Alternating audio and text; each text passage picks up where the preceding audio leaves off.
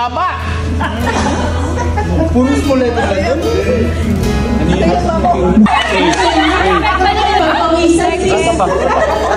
Asan na yung grupo? Sa level na yun. Ayan. First letter pa siya.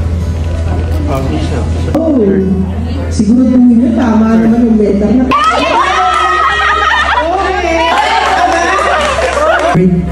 Ang desire niya is for all men to know Him, to know the truth. So, paano natin gagawin yun? I-enforce natin. So, how do we enforce? We pray for our loved ones. Is all I want to do. I'll never take your name, my precious Savior. Speak upon their bodies right now that they are healed in the name of Jesus. Lord, we declare ko divine health and healing among us right now.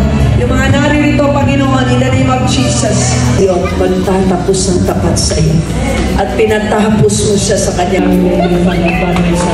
gusto ng